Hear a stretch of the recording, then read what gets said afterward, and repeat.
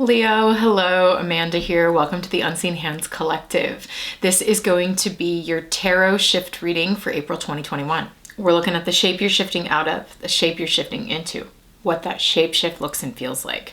Leo, this is only the tarot portion of your April shift. We also have an astroscope so you can loop in the planetary influences for you in April, and then a personalized guidebook that'll help you move through the energy in a more integrated and deeper way that's personal for you. So make sure you check those out. Link in the description over to our site, unseenhandscollective.com. Okay, Leo. I'm getting the image of you stepping out into the sun, and a little hesitantly, it's like you're stepping out into the sun and kind of like blink, blink, and I get this sensation of like, is it over? Is it really over? Is it really safe? Can I come out? It's that kind of energy.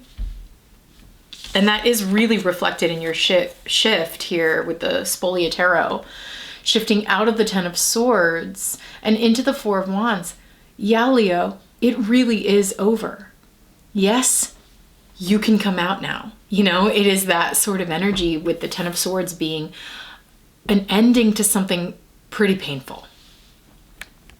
And maybe the ending itself is pretty intense, but there is something that you've been struggling with. And I love to see it. I love to see it for you, Leo, because I feel like I've been reading a similar energy or a similar story for y'all since I started this channel 2 years ago. That's really 2 years ago? Whatever. However long I've been reading tarot on YouTube, I feel like, Leo, I've been reading this same story for you. And when these cards came out, I almost leapt for joy because I just felt like, oh my gosh, is it finally over? Did you finally end or, make some sort of shift from this energy that has been really holding you back and like plaguing you and keeping you stuck for the last few years. And this, for some reason, this Ten of Swords feels like a really, an ending to that experience for you, an ending of an experience that brought you nothing but pain and anxiety and stress. And it may feel like a really big deal, like some sort of really big catalyst. And this is really following off of your March energy, which was like a final push through a really intense and confusing passage to get to the other side.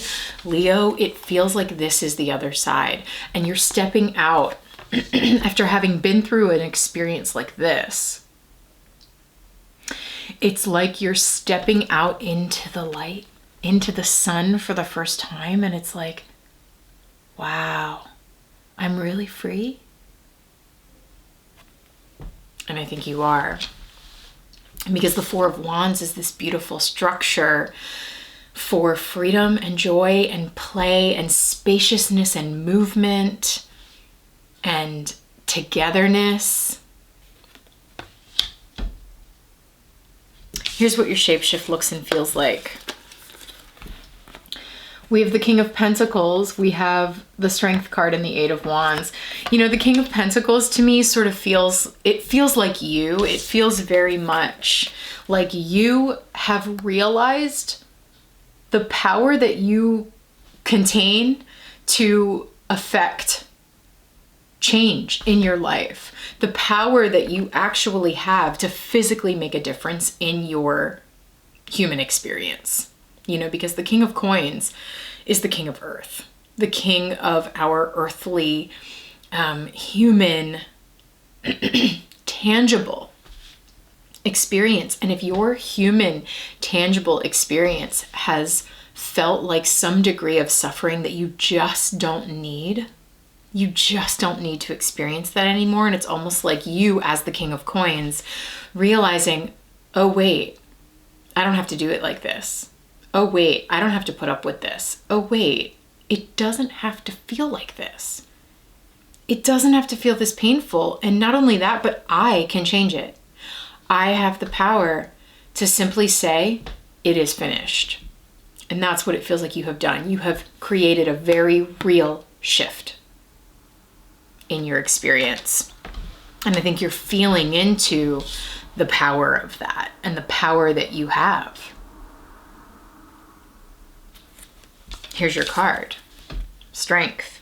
Speaking of the power that you have, the strength that you have.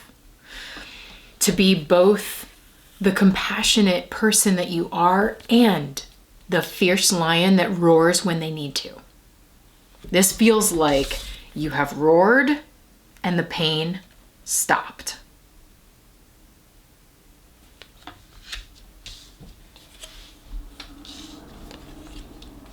This feels tender to me. This feels like a really tender moment of needing a lot of care. You know, if this is resonating with you, you've just been through a lot. You've just been through something pretty intense that was a big ending. Take your time. The action is to care for yourself and to allow others to care for you. There's something so tender in being like embraced by this caretaking energy, this energy of grace, holding you, lion. And then it sort of feels like to me, like, okay, whenever you're ready, Leo, whenever you are ready, bam, we're moving forward. This Eight of Wands is a rush. It is a forward momentum that moves you quite quickly. And it almost feels to me like you say the word, you know, like take the time that you need to recover from whatever this has been for you and to finally like honor this ending and to honor what you've been through and that you have ended this pain in your experience. Honor that. Take the time you need to care for the tenderness. You know, like, I mean, this is 10 swords stuck in somebody's back. There's going to be a little bit of mending to do. That's what this feels like. Let yourself mend. And then when you are ready, the energy is here to take you to the sun. The Eight of Wands is quick forward momentum. It is the kind of energy that just like rockets forward and launches something. It is a catalyst type energy, and it feels like it is a catalyst for the return of joy, for you to create the structures that are actually right for you and for you to create a life that is built on joy, not pain. That's the big shift. It is the shift from pain to joy, from pain to pleasure, from accepting pain as just like the dominant part of your experience into realizing you don't have to. And that you get to create to a large degree the experiences that you engage with in your life. Ooh, Leo, it feels good. It feels like finally. That's what it feels like to me. So I'm excited to dive into this deeper now and see what else we can get from the extended reading. We're going to pull cards from other decks and try to get some more specifics from this energy. So if you'd like to join me for that, click the link in the description. It'll take you to unseenhandscollective.com. You can access this extended in our shop and also in our monthly membership. So make sure you check out all that is available to you, plus a free collective membership. Okay, we offer lots of free stuff. So please do check out everything that we've got going on over there. All right, Leo, thanks for being here. Take care.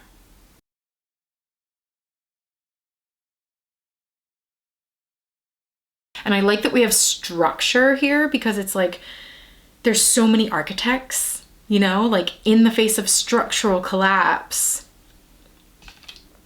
the architect comes in and says, hold on. Why are we talking about renovating? Why are we talking about renovating the bathrooms when this whole dang building is going up, right? The whole dang place is going up in smoke And you're sitting here trying to tell me that, we just need to replace the shower curtain and it's all going to be fine. Are you serious? Who the heck is this man behind the curtain? You know what I mean? Like, who the heck is behind that kind of crap? Because, excuse me, I'm an architect. I know that this building is about to collapse, right? And then you come in with the plans for renovation and you make the necessary cuts and you put it behind you.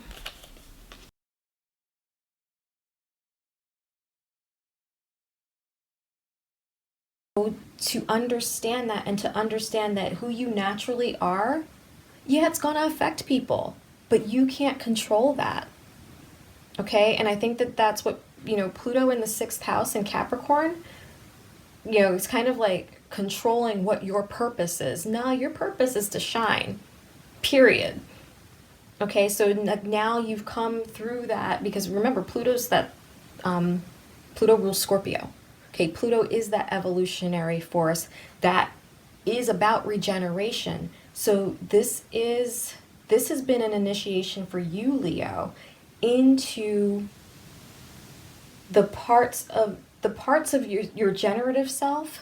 Okay, because like I said before, like we're working on bringing ourselves back together. And what is the shadow part of generation except for destruction?